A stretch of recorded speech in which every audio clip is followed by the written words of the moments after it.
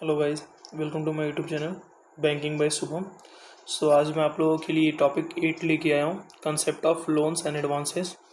जैसे कि आप लोग जानते हैं, मैं अपने यूट्यूब चैनल पे बैंकिंग बाय शुभम के इसी पे मैंने बैंकिंग अवेयरनेस के एक सीरीज चलाई है, जिसमें मैंने लाइक क्लास 1 से लेके क्लास 7 तक ऑलरेडी मैंने अपने चैनल पे अपलोड कर दिया है।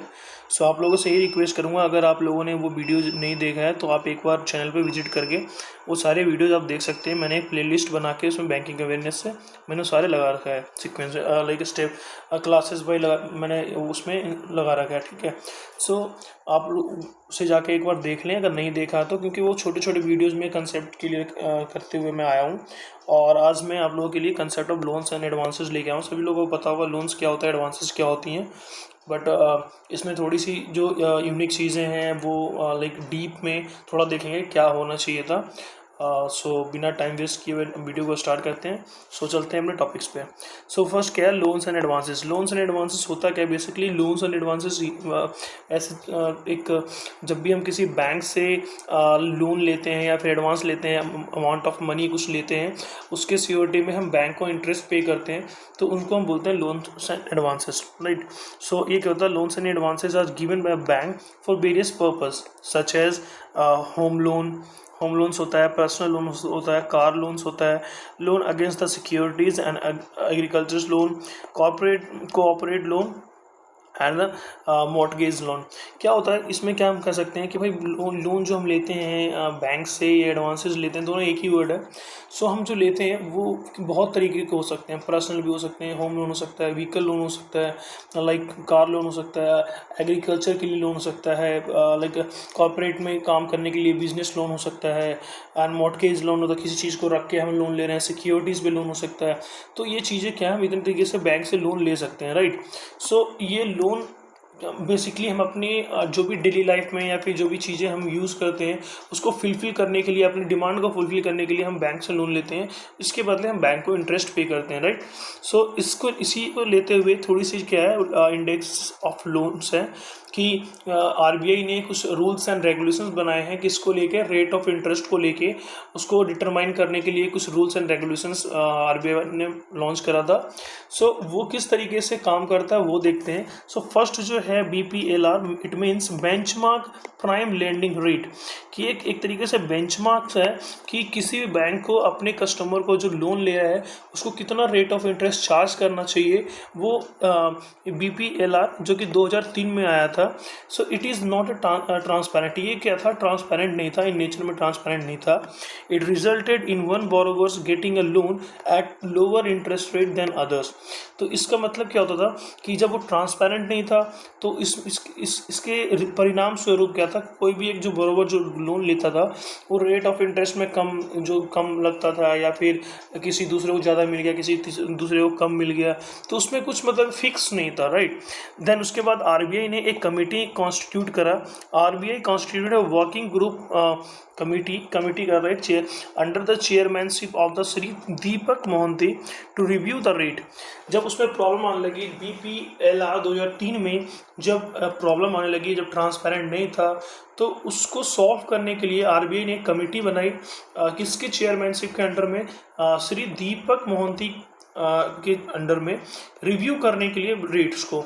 The committee suggested changes to make credit pricing more transparent and submitted a report in October 2009 में। जब उन्होंने एक कमेटी बनाई तो उन्होंने ये सजेस्ट करा कि जो चेंज करा उन्होंने, क्रेडिट प्राइसिंग मोर ट्रांसपेरेंट, जो ट्रांसपेरेंट नहीं था उनको उन्होंने ट्रांसपेरेंट करा, और उन्होंने एक रिपोर्ट सबमिट करा अक्टूबर 2009 में, राइट, इस चीज़ के रिगार्डिंग। हेंस जो बेस रेट जो कम था, जब रिपोर्ट सबमिट करा तो उसके बाद ये इफेक्ट में आना चालू हो गया, राइट। देन ये तो था बीपीएलआर 2003। उसके बाद जो हमारा पे आएगा वो आएगा बेस रेट 2009। जब उन्होंने रिपोर्ट सबमिट करा उसके बाद ये बेस रेट 2009 जो है इम्प्लीमेंट हुआ था। It is the interest rate below which the schedule commercial bank will lends no loan to its customer. कि ये क्या है, एक रेट ऑफ इंटरेस्ट है इसमें, जिससे नीचे कोई भी commercial bank, schedule commercial bank loan नहीं दे सकता अपने कस्टमर को।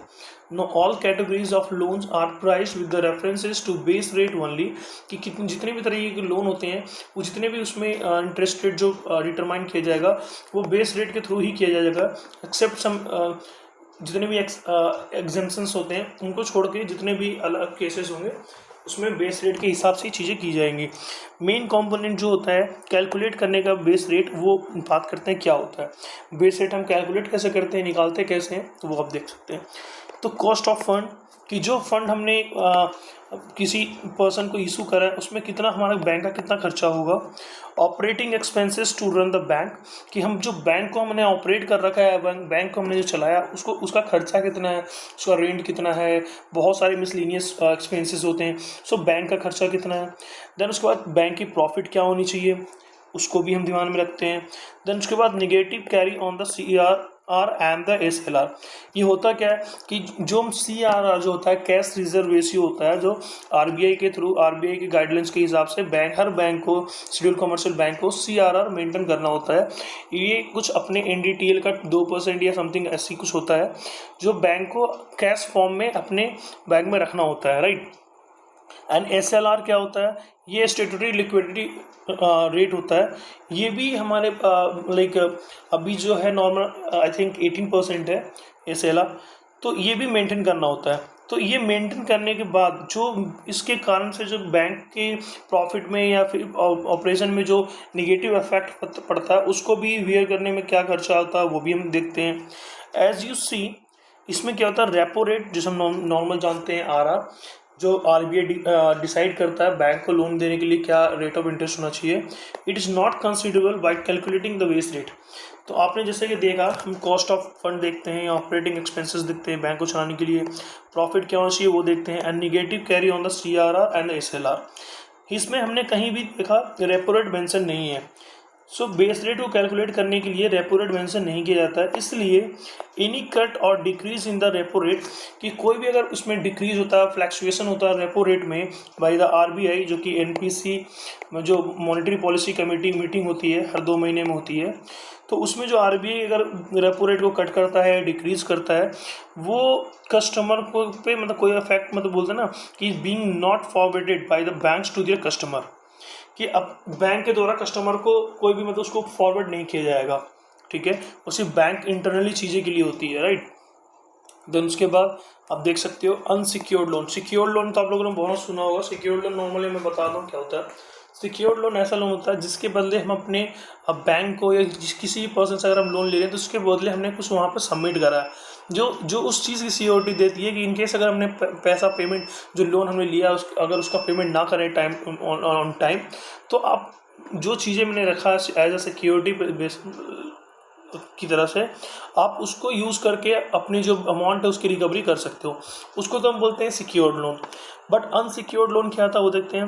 Unsecured loan is one in which the borrower does not have to place any collateral security and guarantee to the security।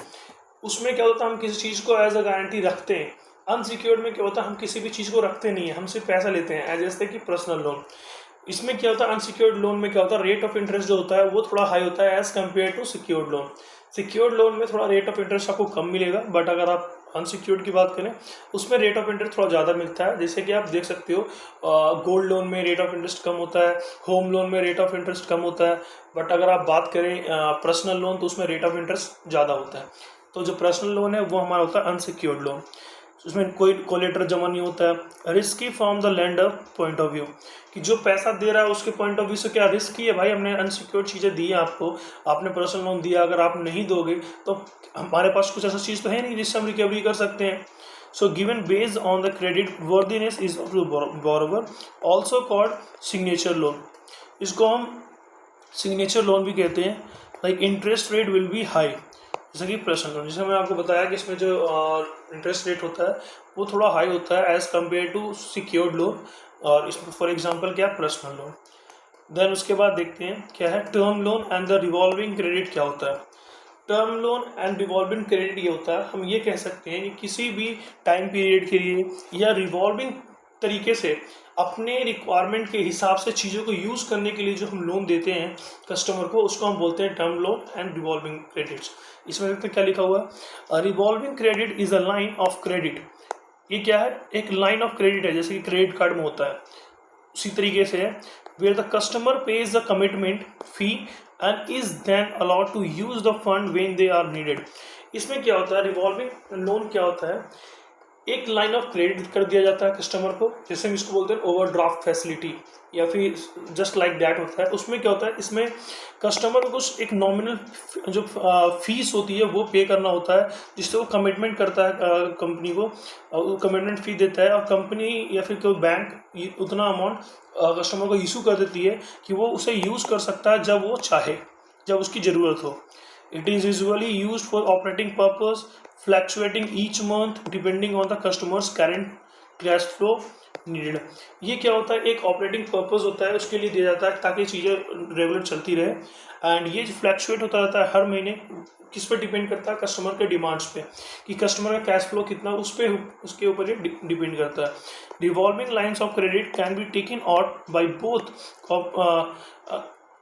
Corporation and the individuals. ये क्या होता है, taking out किया जाता है दोनों कॉर्पोरेशन के उससे भी एंड इंडिविजुअल्स के उससे भी, राइट। देन उसके बाद जैसे कि आप देख सकते हो ये 9 टॉपिक आ गया। 9 टॉपिक के टाइप्स ऑफ लैंडिंग किस तरीके से होते हैं, इसमें मैं आपको बात करूंगा ओवरड्राफ्ट, कैश, क्रेडिट अकाउंट्स क्या होता है।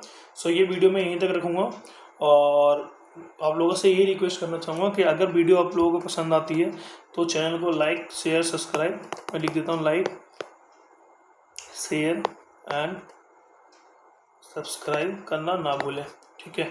अगर आप लोगों को ये चीज़ें सही लगती है तो ही करना, क्योंकि देखो मैंने अपने चैनल पे जितने भी करा है मैंने एक सीरीज चलाई है, तो आप एक बार वीडियोस को आप एक बार देख सकते हो, कम टाइम में चीज़ें आपको क्लियर करते हुए, नॉर्मल चीज़ें जो डेली लाइफ में भी यूज़ होती हैं और बैंकिंग एग्जामिनेशन में भी आपको हेल्प करेगी, राइट। सो ये चीज़ें मैंने कराई है। सो अगर आप लोगों को पसंद आती है तो तहे दिल से आपसे यही रिक्वेस्ट है कि आप चैनल को अगर सब्सक्राइब नहीं करा है तो सब्सक्राइब कर लें और बेल आइकन को भी प्रेस कर देना, ताकि मैं नेक्स्ट टाइम जो भी वीडियो अपलोड करूं आपके पास नोटिफिकेशन विजिट हो जाए, ठीक है। सो तब अभी वीडियो में यहीं तक रखूँगा, मिलते हैं फिर नेक्स्ट वीडियो में, तब तक के लिए धन्यवाद।